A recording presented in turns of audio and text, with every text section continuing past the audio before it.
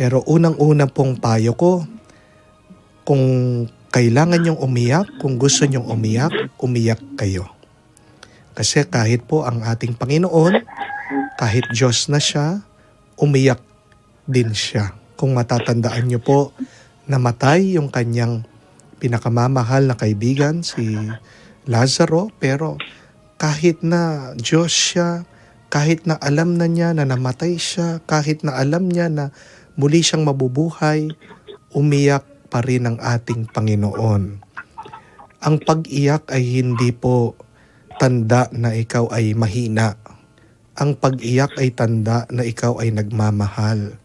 Kaya nga po, yan yung unang gusto ko sabihin sa inyo, na ako po ay naniniwala na kayo ay isang mapagmahal na tao. Sa inyong pagluluksa, sa inyong pag-iyak, sa inyong anak. No? So,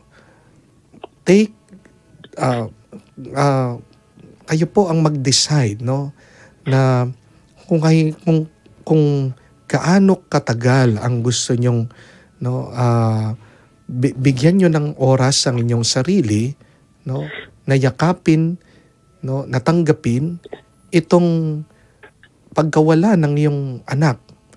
Dahil isa po yan sa mga pinaka masakit na karanasan ng isang magulang.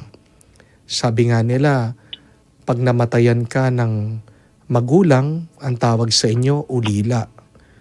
Pag namatayan ka ng asawa, ang tawag sa iyo, biyudo, biyuda o balo. Pero anong tawag mo sa magulang na namatayan ng anak? Wala. Bakit wala daw salita para ilarawan ang isang magulang na namatayan ng kanyang sanggol o anak? Dahil ganyan po kasakit. Ganyang kasakit. Pero isa pang dapat alalahanin niyo po, hindi kayo nag-iisa. Marami ang nalulungkot, marami ang namatayan din ng anak. Meron nga po akong kakilala na matagal na nilang pinagdarasal, magkaanak sila. Binigyan naman ng anak itong babae. Pero ilang araw lang, binawian din ng buhay itong sanggol. Ilang years nilang pinagdarasal. So, isipin niyo po na kayo ay hindi nag-iisa. Lalong-lalo na, isipin niyo na palaging nandyan ang Diyos, that God is always comforting you. Ang Diyos ang palaging umaantabay, gumagabay, yumayakap sa inyo. Kung merong isang makakaintindi ng inyong nararamdaman, yan ay ang Diyos, no? Tama po, hindi po sapat yung mga salita. Ang kailangan ay yakap. Ang kailangan ay may maramdaman ka, na may kasama ka, na naglalakbay dito sa buhay na ito, no? Hindi po ganon kadali na alisin. At hindi mo naman dapat kailangan alisin itong iyong sakit at lungkot na nararamdaman. Kamukha po ng ating Panginoon na siya ay may buhat na krus. Hindi niya ito tinapon, hindi niya ito inalis, pero niyakap niya ito. Yakapin niyo po na mahigpit yung inyong lungkot.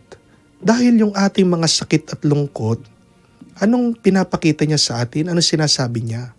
Na tayo ay tao. Na ikaw ay nilalang ng Diyos. Pag hindi ka na nakakaramdam ng sakit at lungkot, anong ibig sabihin? Hindi ka na tao. No? Ang mga hindi nakakaramdam ng sakit ay mga makina, ay computer, ay bagay. Hindi po tayo bagay. Tao tayo. At normal lang na maramdaman natin ito.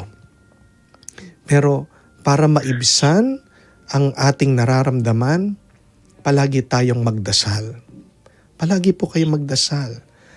At hindi niyo po kailangan magsalita sa inyong pagdarasal. Kung gusto niyong umiyak sa harap ng Panginoon, iyak niyo lang sa Kanya.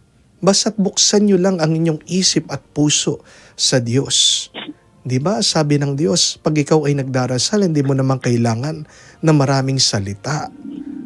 Ang gusto lang ng Diyos, makasama niya tayo. Kahit din ng Diyos, naranasan yan sa kanyang buhay. Namatayan din siya, nakakita siya ng mga tao, namatayan, ng mga ina na nanamatayan, pero kinaawaan niya ang mga taong ito. At magtiwala po kayo, maniwala kayo na nakikita ng Diyos ang inyong lungkot. Pero hindi papabayaan ng Diyos na na magkaroon ng walang halaga ang inyong lungkot. Diyan sa gitna ng inyong lungkot, nandiyan ang Diyos, no? Kaya nga humugot kayo ng lakas at ng kapayapaan sa Diyos, no? Bigyan niyo po ng oras at panahon ang inyong sarili para umiyak. Okay? So give yourself time to cry. Pero give yourself also time to smile, to do the other things in life. Yan ang nakasulat din po sa libro ng Ecclesiastes. There is a time for everything. A time to cry, a time to laugh. A time to be born, a time to die. May oras ang lahat ng bagay. Nagiging masama lang po ang lungkot, kailan? Pag ikaw ay palaging malungkot. Hindi masama ang pagiging malungkot. Tandaan niyo po yan. Nagiging masama ang lungkot, ang pangungulila, pag palagi ka na lang malungkot. Diba sabi niyo po, meron pa kayong isang anak. So, bigyan niyo po ng oras at panahon din yung iyong anak, yung inyong pamilya. Baka naman sila'y maging kawawa dahil sa inyong depression, sa inyong lungkot, na hindi na makakain yung inyong isa pang anak. Hindi niyo na magawa yung mga kailangan gawin sa bahay. Hindi po ba? No?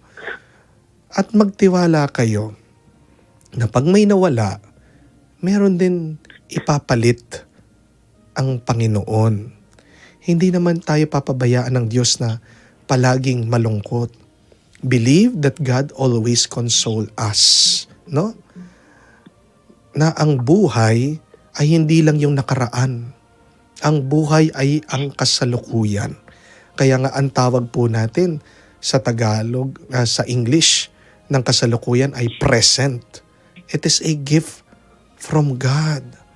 So ang tanong, bigyan niyo po ng oras. Isipin ito, pagmunihan ito. Ano ba yung nasa harapan ko? Ano ba yung nandito ngayon sa aking buhay? Yan ay ang biyaya, yan ay ang grasya, yan ay ang regalo ng Diyos. Oo, nakakalungkot, minahal natin ang batang ito, nawala. Pero wag mo naman sasayangin yung kasalukuyan ngayon. Yan din ay bigay ng Diyos sa inyo. God heals all wounds. Tandaan niyo po yon, no? Na God wipes away all of our tears. Kailangan mo lang na buksan ang iyong sarili.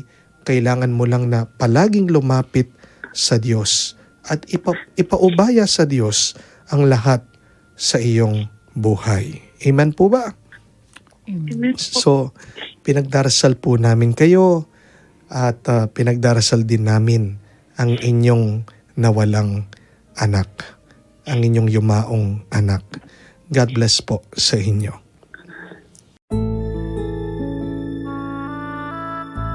Kakaluguran, kumusta po kayo? May mga gumugulo ba sa inyong puso at isipan? Nalilito, naliligaw, at malapit ng sumuko sa buhay? Tumawag ka lamang o kaya mag-message ng Hello, Father. Ako po ang iyong host, si Reverend Father Joel Jomarsos P. Gatus, ang sasagot sa inyong mga katanungan sa buhay sa tulong ng gabay ng Banal na Espiritu sa pamamagitan ng programang Hello, Father. Ito po ay tuwing Lunes, alas 12 ng tanghali hanggang 1:00 ng hapon. Dito lamang sa DWBL 91.9 Bright FM. Feel at home tayo dito. Enjoy life at Bright FM 91.9. Friends tayo.